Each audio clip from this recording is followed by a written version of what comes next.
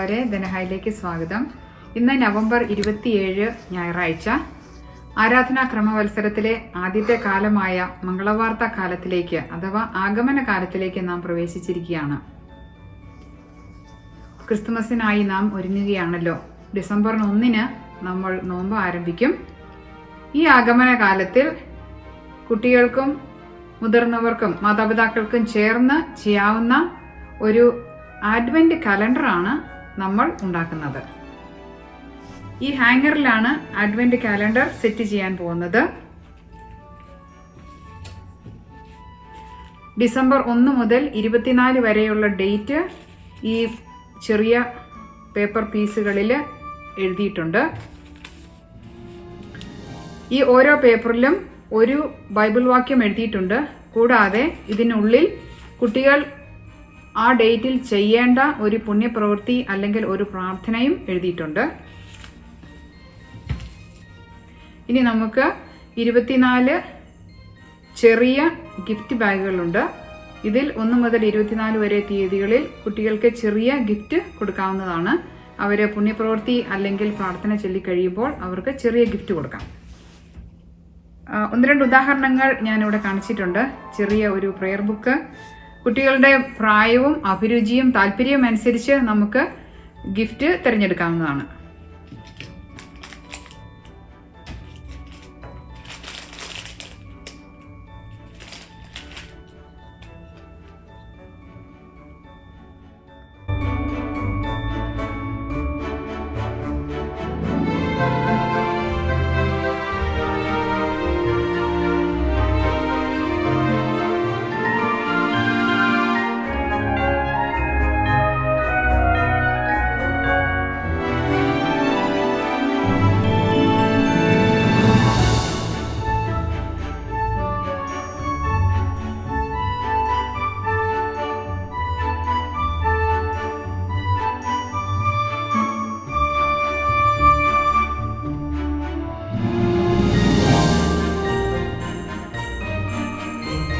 December 4 activity നോക്കാം.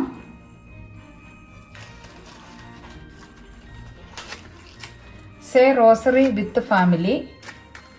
അന്നത്തെ gift ഒരു ചെറിയ റോസറി.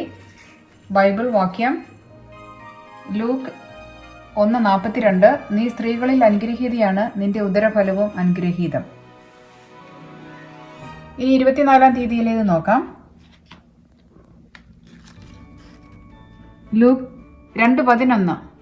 ദാവീദിന്റെ പട്ടണത്തിൽ നിങ്ങൾക്കായി ഒരു രക്ഷകൻ കർത്താവായ ക്രിസ്തു ഇന്ന് ജനിച്ചിരിക്കുന്നു. അന്നത്തെ activity attend holy mass with family. ഒരു സ്റ്റാർ ഗിഫ്റ്റ്. ഒരു അഡ്വന്റ് റീത്തും നമ്മളിവിടെ സെറ്റ് ചെയ്തിട്ടുണ്ട്. അഡ്വന്റ് റീത്തിലെ ആദ്യത്തെ കാൻഡിൽ കത്തിക്കുന്നത് ഇന്നാണ്, അതായത് ആഗമന കാലത്തിലെ ആദ്യത്തെ ഞായറാഴ്ച. ഇതിൽ 4 കാൻഡിലുകളാണുള്ളത്. 3 പർപ്പിൾ കാൻഡിൽസും ഒരു പിങ്ക് കാൻഡിലും. ഈ റീത്ത് ഉണ്ടാക്കിയിരിക്കുന്നത് എവർഗ്രീൻ ലീവ്സ് കൊണ്ടാണ്. എവർഗ്രീൻ കളറ് ഈശോ നമുക്ക് തന്ന നിത്യരക്ഷയെയും നിത്യജീവനെയും സൂചിപ്പിക്കുന്നു. റീത്തിന്റെ റൗണ്ട് ഷേപ്പ് ദൈവത്തിന്റെ നിസ്സീമമായ സ്നേഹത്തെയാണ് സൂചിപ്പിക്കുന്നത്. ഇനി നമുക്കിവിടെ 4 കാൻഡിലുകൾ ഉള്ളത്.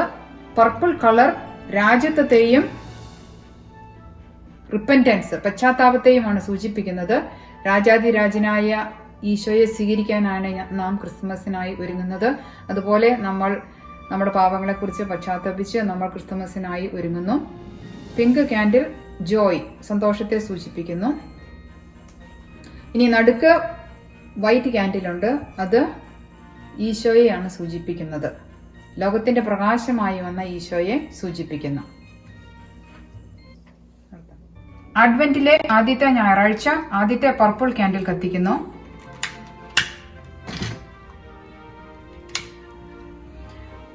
ഈ പർപ്പിൾ കാൻഡിൽ ഹോപ്പ് കാൻഡിലാണ്. ഈശോയുടെ ജനനം മുൻകൂട്ടി അറിയിച്ച പ്രവാചകന്മാരെയാണ് സൂചിപ്പിക്കുന്നത്. പ്രോഫറ്റ് കാൻഡിൽ എന്നും പറയും. രണ്ടാമത്തെ ഞായറാഴ്ച രണ്ടാമത്തെ പർപ്പിൾ കാൻഡിൽ കത്തിക്കുന്നു. അത് ബെത്ലഹേം കാൻഡിലാണ്. മാതാവും യേശുപിതാവും കൂടി ബെത്ലഹേമിലേക്ക് പോയതിനെയാണ് ഇത് സൂചിപ്പിക്കുന്നത്. അത് ലവ് കാൻഡിൽ എന്നും പറയും. അഡ്വന്റിലെ 3-ാമത്തെ ഞായറാഴ്ച പിങ്ക് കാൻഡിൽ കത്തിക്കുന്നു. അത് ജോയ് കാൻഡിലാണ്. ഇതിന് ഷെപ്പേർഡ്സ് കാൻഡിൽ എന്നും പറയും.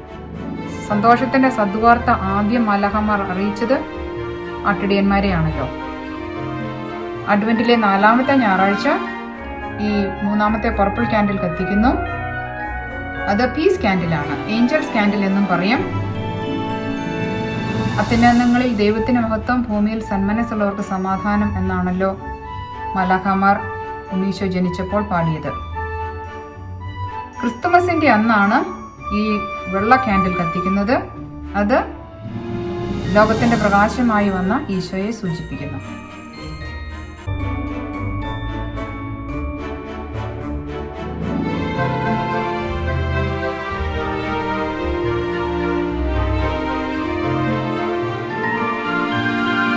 ഈ ആഗമന കാലത്തിൽ ക്രിസ്തുമസിനായി നാം ഒരുങ്ങുമ്പോൾ നമ്മുടെ ഹൃദയങ്ങളെ ഉണ്ണീശോയെ സ്വീകരിക്കാനായിട്ട് ഒരുക്കാം. നന്ദി.